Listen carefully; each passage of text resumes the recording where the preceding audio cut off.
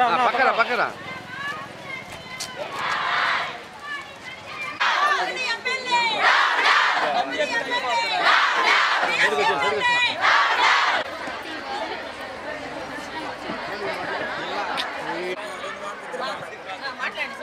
సోదరి మండలారా, మనం మూడో రోజు సమ్మెలో ఉన్నాం.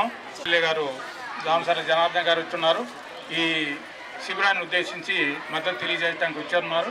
కాబట్టి మద్దతు తెలియజేయవలసిందిగా అభిమానంతో మనం మహిళలమని టెంట్ కింద 3 రోజుల నుంచి నిలబడ్డామని కూర్చుంది. మన ఉద్దేశాలు ఏంది, మనం ఎందుకు ఇక్కడ కూర్చున్నామో తెలుసుకోవడానికి మన మీద గౌరవంతో ఇక్కడ కూర్చేశారు. కాబట్టి మన మాజీ ఎమ్మెల్యే గారిని మనల్ని ఉద్దేశించి మాట్లాడవలసిందిగా కోరుతున్నాం. సుదీర్ఘంగా మనం 6 నెలల నుంచి మనం పోరాటం చేస్తున్నాము.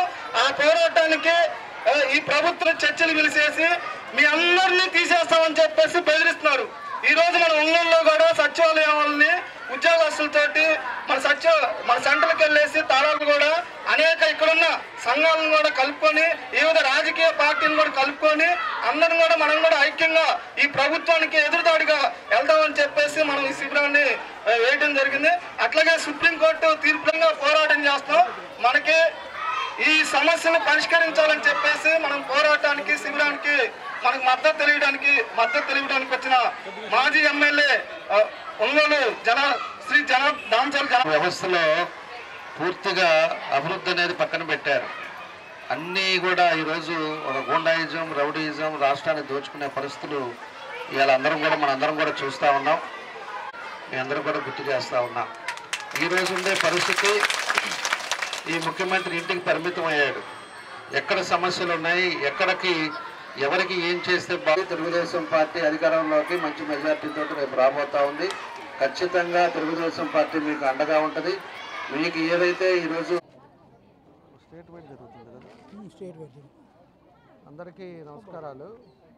ఈరోజు అన్ని డిస్ట్రిక్ట్ హెడ్ క్వార్టర్స్లో కాదు, స్టేట్ అంతా కూడా అంగన్వాడీస్ అంతా కూడా రోడ్డు మీదకి రావడం జరుగుతూ ఉంది.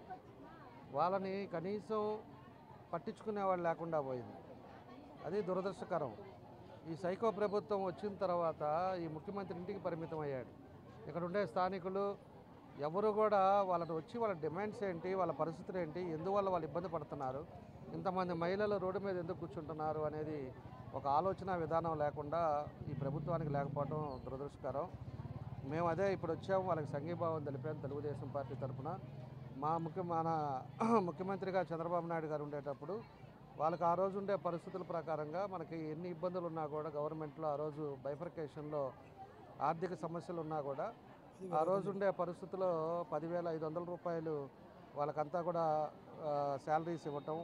అదేవిధంగా అంగన్వాడీ సెంటర్స్ అన్నీ కూడా ఒక క్లీన్ అండ్ క్లీన్గా వాళ్ళకి కావాల్సిన ఏదైతే చిన్నపిల్లలకి ఆ ఏరియాలో ఉండే వాళ్ళందరినీ కూడా పంపించి వాళ్ళందరినీ కూడా చేర్పించటం, ఇలాంటి కార్యక్రమాలన్నీ కూడా ఆ రోజుల్లో తెలుగుదేశం పార్టీ టైంలో ఎక్కడా కూడా వాళ్ళకి ఇబ్బంది పడకుండా వాళ్ళకి కరెక్ట్ అయిన ఫుడ్ కానీ పాలు కానీ ఇవన్నీ కూడా ఇవ్వటం కూడా జరిగిందని చెప్పేసి కూడా ఈ సందర్భంగా మేము గుర్తు చేస్తూ ఉన్నాం.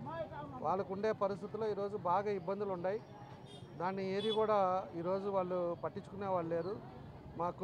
ఇంకా కూడా మాకు పెన్షన్ కానీ అదేవిధంగా శాలరీ కానీ ఇవన్నీ కూడా కొన్ని కావాల్సిన అవసరాలు ఉన్నాయి. మాకు ఈ నిత్యావసర వస్తువులు కానీ అదేవిధంగా గ్యాస్ రేట్స్ కానీ ఇవన్నీ కూడా పెరిగిపోయిన తర్వాత ఇక్కడ ఉండే వీళ్ళు ఇచ్చే జీతాలు కూడా మాకు ఇంటికి వెళ్తే పొద్దున్నీ సాయం దాకా పనిచేసి ఇంటికాడ సరిపోవట్లేదు.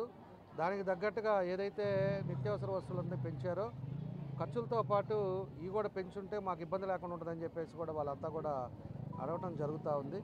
వాళ్ళు అడిగే దాంట్లో ఒక న్యాయం ఉంది. ఎందుకంటే అది వరకు ఉండే రేట్లకి ఇప్పుడుండే రేట్లకి దాదాపు 4 గంటల రేట్లు ఈ జగన్ రెడ్డి వచ్చిన తర్వాత పెంచాడు.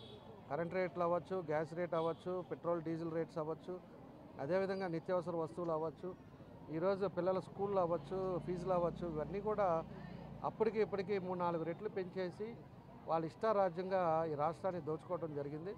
ఇవన్నీ కూడా పెరిగినప్పుడు మాకు అసలు సరిపోవట్లేదు, మాకు ఇబ్బందులు పడుతున్నామని చెప్పి వాళ్ళంతా కూడా మహిళలు చెప్పడం చాలా బాధాకరం. కాబట్టి వాళ్ళ డిమాండ్స్ కూడా అన్నీ విన్నాం.